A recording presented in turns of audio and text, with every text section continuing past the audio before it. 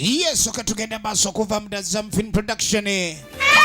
Eno tugikutuusizzaako yesaawa ate nate saagala sawulidde kaakati ffenna twasoma ku lugero lwa Gipir and Labong wakati w'omuyizi eyayiga obubi enjovu n'egenda n'effumu. Kino kyaleetawo enkaayana mu b'eŋŋanda. Omanyi bagamba ebbanja ly'omwenge ligwa na mwenge.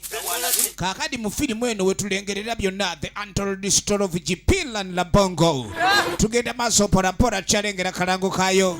Negambye eno yatuuse dda katale effumu lidaliteeka mu kudda kw'effumu waliwo amira embira embira ng'emaze okuleka n'ebula. Kaakati engeri gye wantuma effumu mu bubi mpa embira eri mu kataago mu nnuuni mu kaabuuyi mu nkizo eriwa yayisanga mu kalulwe lwe lugero lw'abooluganda babiri Gipir ne Labong abaviireko okuba n'entegeeragana yaabwe ebula. Tutandikidde omulabalamba Film Production bakuleetedde firimu ya katongole Ishak era tugenda kusinkana Salongo Wirega Bogola tosubwa kawenyera Yusufu ne Zamu mwogezi ku mulundi guno tugenda mulabako. Tuyina katongole Ishak saako Namuleme Walida tosubwa Nyanzi Sharif. Katongole Ishak emwandiisi Zamu mwogezi nalonda abazannyi Kanyikeruka welfare kidesiterewo ku kamera. Tuyina Nyanzi Sharif ye kostumia Chida Christine DOP. Katongole Ishak ye nannyini firimu ekyali ntandikwa.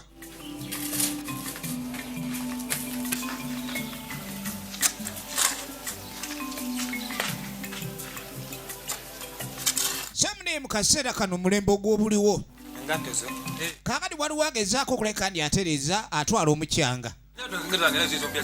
Kaakati ogenda okweregereza aliwo engato ezitaliwo gwe mwana gw'ozanyira nnyo mu byange.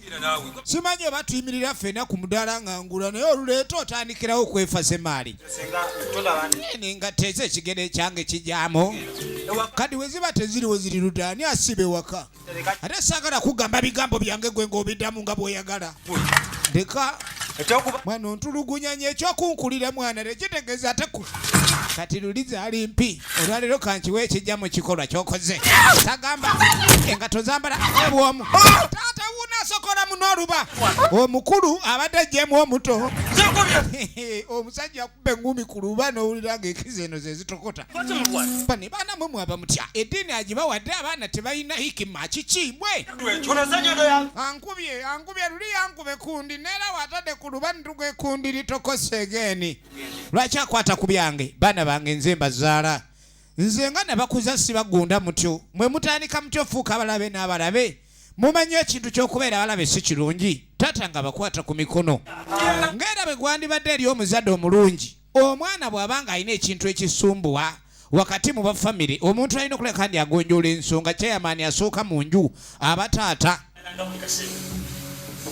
Tugenda maaso firimu yaffe ekyatandika mu bufunze kati ng'abagamba ebiseera ebisinga ebikolwa eby'obukyayi si birungi era omuntu bw'ayolesa ekikolwa alengera muno bw'omwabiza akalinda minyira. Ekintu kye mugezaako okukola bye bimu ku bintu ebyabawo bitugezaako okwewala olwaleero kuba ebiseera bingi emabega mukyasanga eky'13 waliwo famire eyali ebeera awamu era nga mwalimu abooluganda babiri bonna nga baali ba bulenzi omukulu Gipir ne Labong omuto. Naye ate olunaku lumu waliwo ekintu ekyajja ekitaaleka ŋŋanda zino kulabika ndi ziri wamu. Efirimu yetandika the untold story of Gipir and Labong. Muzeeyi abagiddeyo olugero kubanga abantu abasinga abaana bamu bayigirako ebyo ebyawandiikibwa oba ebyasomesebwa olwema biseera eby'oluvannyuma. Kaakati tulengera omuto agenda maaso n'okuleka ndi mukulu wa munonye ku lw'okuba ebiseera ebyo siwabanga katale naye ate abantu bawangaaliranga mu kuyigga we bajjanga enva.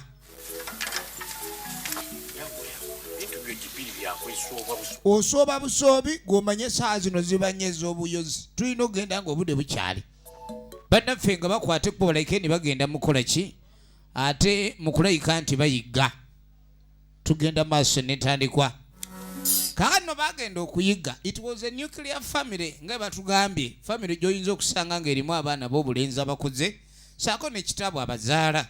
Ono yali taata azaala abaana bano. Bakwata ekkubo genda okuyiga tebalina kye bazza. Taata yabasekerera busekerezi. Emyaka gyabwe gye balina kwe kuba ne batuusa oba ba professional mu kuyiga naye tebalina kye balagawo. Oyogera ki? Tugenda maaso. Abaayi embeera eyo teyinza bakayanya luwe mutyo. Kumbe y'omukulu Labongo olwatuuse mu kuyiga ngamba fugira lyogire nanka agoba bugobi kayozi. Akayozi tubadde tukafunye. Ono oyaya bintu bye bibi nnyo. Mugamba yiga bulungi ate ayiga bulala. Bagenze okulayika ne bafata ensolo liyagoba ngobe. Tugenda maaso. Eno nno gye tulaba ekyatandika butandise kuva mu Azam Film Productions. Bano nga firimu nyingi ze bamukuleetedde era firimu nyingi ze tubalabyemu. Kaakano abaana ebale mugenda okuyiga ne bafuna taata kennyini yasitukiramu. Engeri gye kiri ne wakasi walimva aye taata yali mukugu ku mulimu guno era teyeetaaga muwerekerako. Yasalawo afuuka ekyokulabirako eri abaana bazaala yagenda alabika okuba ndi ayigga. Engeri eno gye baafubutudde obuyozi kaŋŋende mu nkerebwe. Kati yayita maama w'abaana muga keŋŋende mu nkerebwe tulabe nga tufuna ekyeggulo. Abaana batulisiza amalume ekyemisana keŋŋende njige. Aba agenda n'awulira akalulwe nga kamusimba. Omanya akabengo kayinza okusimba n'osigala ng'otambula naye akalulwe nga kakusimbye n'agakaaba gakendeera n'agweri. Omusajja n'agweri.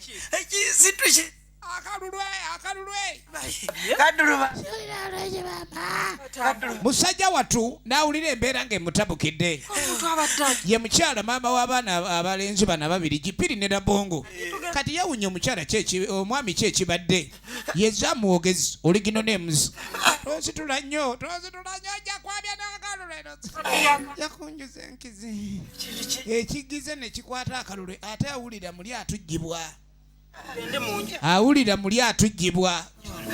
Efirimu egenda maaso nga bamusitula.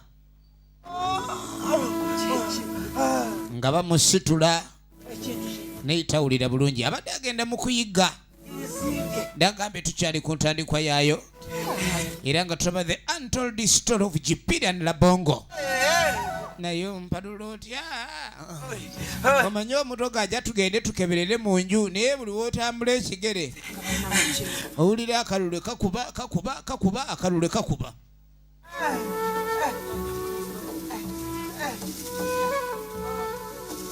Tugenda maaso Sempala ng'ayingira munda kakatuddako munaye nga bw'omanye ebyemiruka naye anaye sempala ebintu ajanaŋŋa nsimanyi gyakundeetera ekibumba ky'enjiri naye kato kyagala enjiri zikyali nto twala eri afazaali ndeeteramu ekibumba kya namunungu.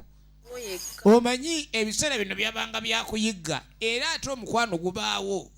Ekintu kyonna engeri gye kiri mu lunaku olwaleero ate ne mu biseera bikyaliwo lwakuba mu ngeri ye yali eyawukana gye bakikwasaganyaamu. Kati olwaleero ebirabo ebyali eby'omukwano munno gw'oyagala muleetere ku mbiriizi z'eŋŋamiya. Tofaayo linda amatu g'enjiri kubanga ate yo ndala nnyo. kirengera eddagala ekirwadde ekyo tekiwona. Kakati ate bo abantu abakulu balina kye baazudde ekyagudde ku kyalo. Waliwo ekirwadde ekirabika okuba nga ate kikambwe nnyo ate kitambulira nnyo mu basajja. Bajja tuleetera nkumu. Kati tulina okwegendereza abasajja baffe emirimu gye bakola gya kuyiga n'ebirala ebifaanako bwe bityo obusuubuzi ebiseera ebyo nga butono. Kati ate endwadde zirabika okuba ne zigenda zikwata abantu. Tulina okwegendereza abantu abakwatiddwa endwadde ezo. Kati musajja atu aba ali wano saagala nnyo kunsaasira ovanga ku kirwadde buli wokisaasira muli munda ne kitujja ayinamu akalulwe kalwadde akalulwe. Yesi alongo wire gaboggola oligino names nagaye tumulabe mu firimu nyingi nnyo. Gamba ng'omuli njagala nga bwendi tugenda maaso ne firimu eno. Omanyi ogenda okulaba omulwadde nga bw'omwogeza kimuleega ne bw'omusiibula awulira bubi. omulwadde bw'obanga wagenza omulaba ebintu bino bizibu nnyo kakano oli musajja w'amaanyi era nze nkwewuunyiza ogenda okwetegereza ssebo ono nangamba ensonga zirize mwayogera baalabye nga waliwo ekigenda maaso omusajja baamulabye omanye omusajja awangalira ku kyalo nga talina muntu gw'awuyimiriza oba okupaakinga oyo amalamu amaanyi omulaba eryanyi ne likugwamu naye omusajja alina omukyala eka aweebwa ekitiibwa nazzikuno bwe gwalinga naye olwaleero abaana tebakyafa ku bya kitiibwa bafa ku kusomba nga ebasobola kati ekigenda maaso ekiriwo gyemiranga gya mutaka woowe bansudde mu lujja maama bannyanise nga ddiba abalwadde balwala endwadde ennene bayiga entondo be bali mu busiikirize abalwadde ffe tukaaba nga bwe twazoogerako zaateredde katugenda okudda eno naye ebaagala ente njeke nzije mbeerere ddala ewuwo ente nga mmeka nange simanyi olina kusooka kufuna bakulu nje waka kakati mutaka ono yalabanga ekintu kyonna gyakikwasaganya omwana obuwala gwaliko yono kabimbye buli kimu yajjula buli wamu mujjuvu kabimbye tugenda maaso era ewaabe wa kabimbye baagala ente ate nga sinnyana ate si maleeto kuba maleeto ebagizaale beetunulanga enkulu kati baba tebaagala kayana eri omukwano bali mukwano lunaku lulamba gwosiirwa mu nju yadde ofulumake kati ogenda okudda eno taata abaana baane badde bajja omulaba ate bamwogerera bwogerezi tukirabye ekyokukola layika kyota kyaliko osiiba oli wano akabengo alwadde akalulu ate kabanga akasirisa ate akabengo kagamba muli munda mpuliranga akakubisa obuwobo kakubisa buumu oba mpulira buma bukubagana jukira bagambye ni ku kyalo kuliko ekirwadde ekitandisa okuleka nkikwata abatabaazi omwana ono kyava jjo ow'obulenzi labongo n'ayita maama asobole okuleka ndi ajja taata abadde alina kyagala omugamba omanyi nazzi kuno obulwadde bukwata omuntu abantu akuba tebaagala kukkiriza abamu bafa tebalamye ate ng'omuntu oba olina okimanya nti okufa kya butonde era tteeka naye abantu tebakyagala kulaama naye abantu ennyimba ezibaluma olumbe lukuulira n'olira muli okugulu munda eno gye kusookera nga walinga okuwaguka naye n'ogaana era okulaama kaakati mu kaseera kano yatuma omukyala omwami ono yalina effumu lye nga buli wagenda okuyigga akwasa Labongo n'agamba omwana ono ow'obulenzi Labongo nkuwadde effumu lyange lino Labongo effumu lino lyali terigendanga mu lutabalo ne litaleeta nva era taata agamba abaana bano bakalaatira yagendanga okuyigga yafuba nnyo obutasuza mukyala njala era teyaliisaako mukyala maluma yensonga lwaki yazaala abaana ab'obulenzi ab'amaanyi kubanga buli w'oliisa omukyala obubi suubira okulabika nti omwana gwe muzaala abeera munafu si mu kufumita bantu era taata yamukwasa effumu lino ku lw'okuba omulimu gwabwe era n'ekitone kye balina kyakuyigga si kuwa ffumu lino gw'onyiga ofumita abakunyizizza wabula ffumu lya muyizi tasubwa buli w'ogendanga okuyiga okwase effumu lya muwendo kuba naye nalikwasibwa bajjajjaabo abaasooka ogenda okwetegereza taata obedda ekitwala omwoyo kiringa ekirinda aweeyo effumu kirabe eŋŋenda ye genda okwetegereza musajja yabisa akalulwe waaye maama wulira alaba obadde genda okugira bwati buli wagezaako okussa empewo ey'obulamu awulira kuyuuka kalulwe kayubuka akalulwe kayubuka genda okumuyitaayita taata bayitaayita taata bagenda okuyitaayita taata nga takyalimu wadde akakuba kale nno kirabika nti taata ye olumbe lwali lumaze okulabika ndi lutema wesaba ovaawa tugenda maaso nimba nti ogenza kukyabanku kati okuva taata lwe yafa ate wabula w'abakyala baatandika okuleka ni bo babalusaawo embeera Gipiri kyekyamusse bagenze okulira taata wa Gipiri ne Labongo yafudde era ng'okufa kwa mwami oyo kireka kyavudde ku bulwadde buno bugamba okuba kawumpuli kuba waatakwata okwetolola sayidi amaka ate aba akuleetolola nnyo mu nkizi bw'atavaawo ate oluusi abeera nnyo eno tayagala kugira omukyalo ono n'aleeta bbaawe bw'oba ogenda mu nkunkwerekere ku luzzi mu kuyiga nja kubaawo saagala byagenda kuyiga nva n'oyigiramu n'ebirwadde abakyala batandise okuleka ni bafuuka ekintu ekirala ennyo obutayagala kuleka ni baba baabwe babaako ekizibu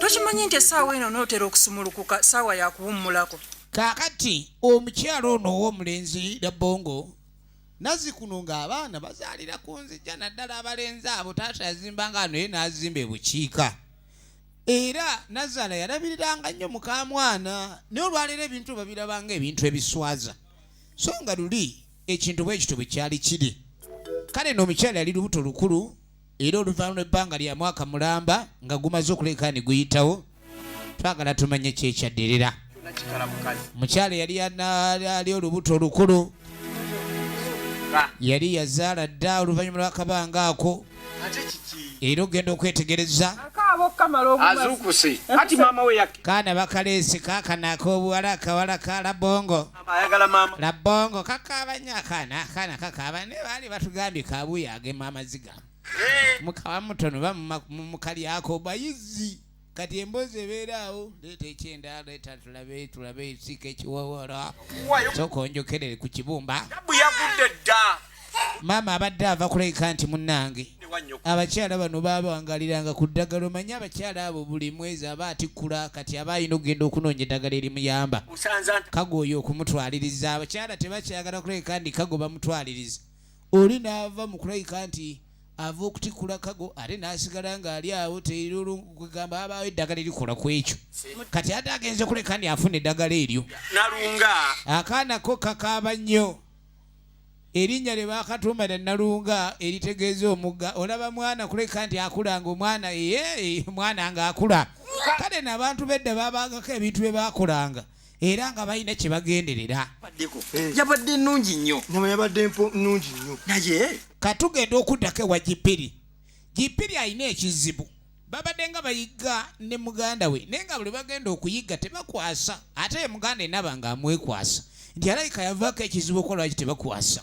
simanyi oba alina kuleka ninkyusa mu kibira gye tuyigira oba ki era obo bavadde ontwala tetugendawo tugende ku mutwala gw'eri wa baagala banoonya awatuufu aw'okuyiggira twafuna ekyokulya nkugambye wano waliwo bagende bafune awatuufu we bayigira nga bayingira ebibira bagenda kuleka ndi bayigga tugenda maaso ne firimu yaffe so nga ate twetaaga okumanya ludda wa gye biggwera ogenda okudda eno balabye enjovu waliwo enjovu ate obedde abayiga okubanga bayiga waliwo enjovu ebeeterabika oba evuddewo egyebagoba enjovu evuddewa naye enjovu omuntu babagirabye temugiriirako ebbanga tebabanga na byuma bikabala muwogo ogenda okwerekereza mukyala Labongo baba bali awo ogenda okwerekereza enjovu eyakula newola yiyo bali ne bazzaako kati omuyizi olwawulira enjovu yalaba enjovu eno bw'ogijjako eddiba munda mubaamu ennyama yayingira mu nju yajja effumu yagikuba effumu akafumu wali ogenzeko okuyiga noyagala oyiga ekinene kwe banaakutira ne bakuwaanira nga naye abayizi abaasooka bwe kyabayiga tebafunanko kinene ekyo ekiyigiddwa kaakano no Gipiri Labongo agenda okukwata okuba okudda kikinga mwetereeza kumbe waliwo ekizibu ekyagudde ewaka enjovu yayise mu luggya kata muwoga ayiike omusekule tulina kyetwakoze musana muyitirivu nnyo mbadde manga mu kisenyi eyo oguli eri ate gwe guli gwennyini ogwalagi omukulu agenda maaso n'okuleka ndi atambulira ddala alabika enkesisi yasobola okuleka ndi akola abeeko embeera gyayinza okuleka ndi atereeza ye kawenyera Yusufu kuba ewaka tebakyalya ku mmere eri awo bana tutidde etuduka emisinde n'omwana ekituyambe Gipiri abaddeyo n'akwata effumu n'akuba ensolo kati ogenda okwetegereza babadde bakyatereza ebyemmere eri ensolo ennene ezekale kabadde nga kayumba akatambula kuba enjovu bambi ye bankulu zeri yakuwa n'agamba nti naye ekireese obuzibu ensolo yetukanze nnyo era munange Gipiri yataasiza ffumu lyagikubye ekyembi egenze nalyo era eryange lyakubisa effumu lye bampanjige nga nzitalya uyo naye atuuse kaakati nno okuva lyagigoberedderwa yakadda gwe saagala ate weefule gundi ogoba otya ensolo gye tutayigangako oleese buleesi buzibe guno eryensanze lyerinsikudde emmeeme otandika otya okujja effumu lyange ery'obusika eritannakwasa wadde akayozi akato enjovu ebadde nene ng'eriko enva tonyumya byanvanga n'enva toleese enjovu effumu lyagikuba endowooza eriwulidde nga kati ka kibiriiti mugongo kaakati nze saagala kumanyiira bwe baba bampa effumu nga nze ndiyigisa gw'olikanyuga otya gwe naawe eddeeri oli mukazi ofumbira bufumbirwa nze nakuwasanze gamba zaala no kiba kati njogera neno atojja kati ogenda kumbuulira okutemya n'okuzula ng'oleese effumu lyange genda saagala oddemu genda olete effumu genda olete effumu saagala kumanyira otegendereze bw'otaleeta ffumu lyange oba ebyobusika genda naawe eri olebereza wano amatama Gipiri yali muntu wa Labongo yali muntu wa mutanya nnyo Labongo ono ye Yusufu Kawenyera zigwa original names watabu nga bw'okiwulira kaakati munange tugenda okudda wano waliwo ali mimmonde ye mukyala tuba tuli awo mutaka yajja asembera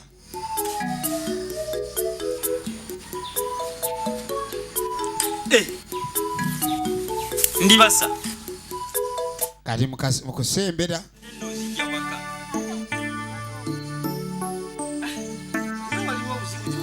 ebintu si birungi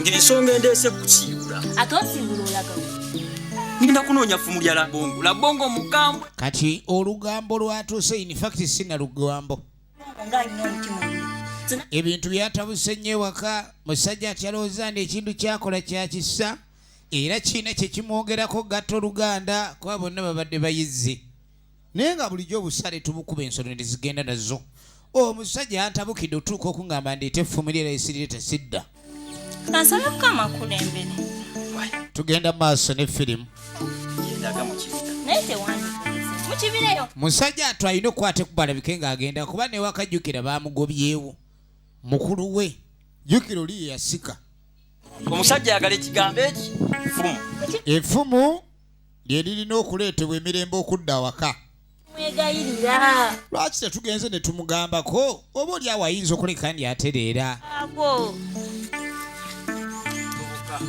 musajja wattu nga yeeyongerayo n'oyo Labongo alina omutima omubi ddala bazaalibwa abooluganda ababiri we bati n'agamba munaagendera mu kibira we ensole omukyala yeewuunya nnyo abooluganda ababiri okuba nti bagoyagalana kubanga babazaala abatono mu kika ate munemba mulina okuleka ne muwagalana nnyo nnyo kamala naye bano ba batayagalanirako ddala omukulu oli lwaki buli kaseera ayomba ono yawulira nga n'emimmonde gimutamye okusima naye akwata ekubalike ndi afuluma wano efirimu gye tulaba emanyikiddwa nga Gipiri and Labongo the untold story of Gipiri and Labongo kali bambi ye mamba ate kye yakola kwe kuleka nti ajja ayita omukulu ono kuba yatabuse nnyo omukulu yandibadde alaga muto we ekkubo omanyiwo obeera nga oli mukulu mu lujja nga gwe mwana omuberyeberye ate oluusi olina okwekumako ku bintu ebimu newankubadde oba olina ebikunyiza naye odda mu kasonda ne bikunyigira eno kuba obukulu kitegeeza kukulembera gw'olina okulaga abakugoberera ekkubo bw'otakola ekyo oba olaze ekifaananyi kibi awatali ffumu lyange nja kumutta kaakati ekyo ye maama yagezao kwogera naye ono Labongo ate yataama nnyo n'agaaye n'aba sinafuna ffumu oyo ali mu byamuzannyo taata yagaa nze ndiyigisa ayo aki yayigga effumu lyange aliyigisa atya lwaki weeyisa mwana gwa munnange lwaki toddamu munno n'omuddiramu obukambwe obuyitirivu bwe butyo mwana gwe. Maama yasinga ekisa taata yali musajja mukaka mu mwana obukambwe abujjawa. Ddala mazima mu kibira ewali ensolo nnyingi. Efirimu egenda maaso. Bamwegayirira muno gy'omusindisa enjovu gye yagenze. Omanya enjovu eyinza kutambula mayiro mmeka? Enjovu eyinza tambula buwanvu ki mu kibira Masekati muno n'agenda eyo anaasimatuka obulamu bw'ekibira. Lwaki tetwamukomezzaawo oba okumuwondera dde? Tugenda tujja kudde. Musajja watu Obulumi bugumujembujja tugenda. Mama nina okuleeta effumu ly'omusajja era bwe ndalireeta omusajja ajja kunzita kangende ndeeta effumu. byonna bye bagamba Labongo yabigaana. Bano bonna beegayirire balabike okuba nti mutagenda mu kibira. Baali muyimirizza. Obuwanvu bw'enjovu bwe yakwata omuntu okugoberera enjovu zisula eyo mubaayo empologoma. Maama yagezaako mulemesa. Munnange sina kyakola omusajja agajja kunzita. Mukazi wattu yagakaaba ye maama. Zaamu mwogezi oligino n'emuzi. N'omwana wange gyageze yeweeyo. Efirimu egenda maaso. Abayizi babaako gye batayiggiranga. N'abalunnyanja babaako gye bavuba. Bonno kulw'okubasiwa bawanguwa kuvayo nodda gye bayita ebuziba. Awantu abataba wanguwa kutuuka oba oli awo n'okuvaayo. Kuba okutuukayo kisoboka naye okuvaayo wantu aba buziba abatatuukika. Tugenda maaso. Ekibira ekinene kiri kigaggadde ekikwafu ekikutte ekiringa Sokolo. Kibira kikutte. Katulabe ludda wajja biggwera. Nakugambye tugeza kuleka ntuvumbula engeri zaffe ez'edda. Kuba waliwo ebintu bingi byatugambye oba oli awo bye tutamanya. Bwe tuba tulaba firimu nga zino wabawo ekyokuyiga ky'otwala. Kaakano ajjeeyo akasaale mwakola kampasi. Temulowooza nti waliwo tekinologi omupya gwe mwaleeta. Buli kimu kyava dda lwakuba mulimu kya advancing oba upgrading. Ekintu nga bakya upgradinze. Abantu oli wa upgrading alabanga yasosokola ekyo naye nga si bwe kiri. Ebintu biba byakolebwa dda. Kati akasaale osaza mwe n'ofuna campus south east west north. Kati agenda okwetegereza erabika yakwata wano enjovu ajja agoberera bigere. Basajja babanga b'amaanyi nnyo ng'ayingira ekibira.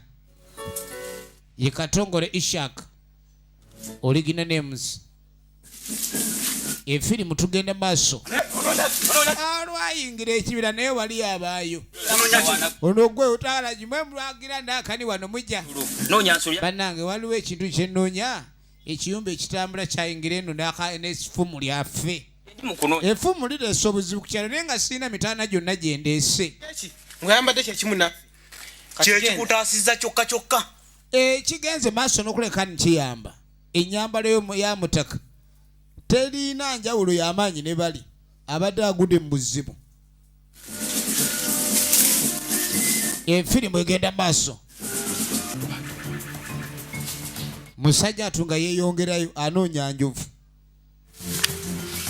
Kati ye abaffe enjovu ogisanga ogigamba otya oba ogikola otya okugijjako effumu kuba yo yadduka nayo ng'eringa egenze n'akaggwa mugongo.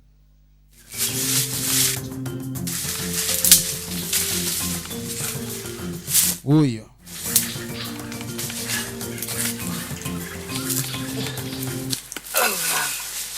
yakoowa ate atali mmotoka ndi anywa amafuta ne yeeyongerayo. Obukoowu bwafuuka obukoowu n'awulira nga takyasobola kweyongerayo. Nali ndowooza tulikererwa abaluganda twinafuna engeri ebintu kikwasaganya. Mubaamu abalowooza mbu oli aba Muganda wejja kukozesa ebibye. Mubaamu ab'eŋŋanda abazibu. Jjukira mu kutandika kwa firimu kuno waliwo abooluganda etandika nabo nga balwana. Taata kwe kubaggireyo olugero luno lwababuulira. Alabo basobola okuleka ne babaako amagezi ge bajjamu. Kubaawe kuba ndi olwanira nnyo ekikyo n'otuka okuba Muganda okumwabya obulindaminyira. ekintu ekyo siba kirungi. Twalibadde twayigira ddala ku ngero zino ezedde ezasooka ne tulaba abooluganda abaali ab'embiranye ennyo obulamu bwe batambuza obwobutaagalana. Kiki ekyaddirira oluvannyuma lwa byonna? Ye firimu gye tulaba Gipir and Labong. Muwulizangako katusabe liri balumye tulaba nno ku Gipiri. omwana oyo yakozesa obukambwe bungi ng'abanja munne. Eno ku kyalo gye baava abantu batandise okwogera obulala n'abantu nga beeyisa bulala. Abantu nga baali genda okwetegereza. Bannange waliwo ebyalo ebimu ebitagendwamu. Oyagala ki? Oyagala kunningizaawe ne waffe bayiwulingirizaayo. Munnange sirina buzibu, sirina kye nabadde kwagala kutuusaako ekyobulabe munnange. Bannange n'omuntu ajjanga ateesa ate nga bwabula asamaze akuba abaninja basooba. Omuntu oyo aba muntu kika ki? Efirimu bagiyita The Untold Story of Gipir and Labong. Tugenda maaso. Alina engeri gy'atambula wano. Akulukuta. Mutaka agobererwa kumba omusambwa gw'omulaba. Ero togenda eno genda eri. Kati ate omusambwa gwagadde okulayika nti kukola ki? Guyamba. N'abakyala mu kibira kino ekyaffe mulimu emisambwa mu kibira era n'abakyala nannyini kibira kino gwe musambwa omukulu. Kaakati okusinziira nga mutaka bwazze ekigendererwa kikireka tekibadde kyakwonoona oba wadde okulemesa ebigendererwa by'emisambwa. Era omusambwa kigwakola ng'umugamba ensonga yeerondoolwe ereeterezebwe mutaka oyo ayambye atya. Emisambwa si Katonda. Naye ate nga bw'oba n'omuntu ku kkubo n'oba ng'otambula n'obula omuntu muno n'akulagirira. So n'emisambwa egimu egyo gyakikolanga. Naye ate abantu abamu kye baba bagiritira okuba ni gitaama kwe kuba ni baagikolanga obubi. Ne oba muntu nga bw'obadde oliwo omuntu n'ajja n'akutawaanya era onyiigamu nko. Ky'ova olaba okunyiiga oba obusungu bwagyo oli yagamba nga ayo sitaani. Sitaani yanyiiga ennyo. Ne mwerabira nti n'abantu kale gwe buli wonyiiga oba sitaani. Kuba Katonda ate ye ebintu gye mumunyiiza ye n'atataama tabaawo. N'agenda okunoonya effumu okuva ku olwo taddanga. Kaakati nno maama mweraliikirivu nnyo bambi. Omwana ogenda okulayika nti ayingira ekibira agoberera enjovu eyagenda n'effumu. Era nga muganda we yalabika okuba nti yalemera ddala okulayika nti wabaawo okuteesaganya. Kuba toyinza kusindika muganda we buziba ku lw'okuba waliwo kye yataddeyo abe ng'akinona. Kyoyogedde kituufu. Yezza mwogezi. Empitiddeko wane onze kankubuuzeeko. Ngenda kunoga. Ng'era bw'omanyi omuliraano gwokya bbiri abadde azze mukeberako. Tugenda maaso ye maama tumujjukira mu firimu nga omuti gw'ekannabulemu jjajja Kaboggola ne Kalunsambulira. Ezo zonna firimu zenjogera ku katale kweziri era osobola okuleka ndi ozeetuusaako matundiro ga firimu wonna mu ggwanga. Okusinziira ku wodde yavudde omusambwa guli ogw'ekibira. Bonna abakola obuweereza obwo. Kati kizuuse waliwo omulya mmere ali mu kibira. Soko omunonyi twewaali. Waliwo akola ku kyokunoonya aliwa. Amubonye tugende tumusha. Waliwo akola ku kyokunoonya wa waakutte. Kwata oti. Okwata otyo. Nyweza oti.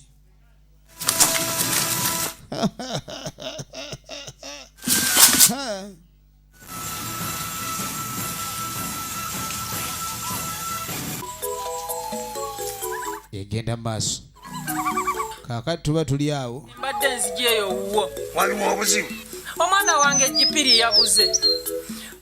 N'ekyalo kino kyaliko oyo atulwako emyoyo egikula ku kyokuluŋŋamya. Gipiri. Kati kabuhooya gwe balina okuleka ne beebuuzaako. Kidde esitedewo original names.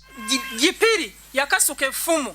Omwana yali ayigga enjovu eri olwagiro gitega ababe nga ekwatibwa enjovu n'egenda n'effumu ng'eringa egenze n'akati.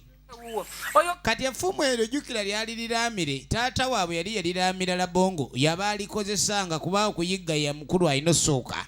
Ensonga sitogi. Ekyo kasituuse ya kabwoyeyi. Omwana oyo nzije. Ekyo tugenda kulayika tukikolako nnyo. Kabwoya. Ekyo tulabe ekiddako. Olina okufumbira abantu okubeera ono wuuno alajana omusamba gwategedde omusamba gwagambye omuntu ono ayambibwa atya kati bamwagala naye emisinde gyadduka amanyi atabaaliddwa butabaalwa ye musajja atugipiri hurupepepe yawuya gwalawe piga engwala omoso n'engwala fudde kava kyeyo kava kyeyo abulidde wagwe ani akola ku kyokulengera muntu agenda atya ng'otunula omusajja agenda atya nga mutunula butunuzi yasiyanga emiti kumbe onaafunye gaapu n'akulukuta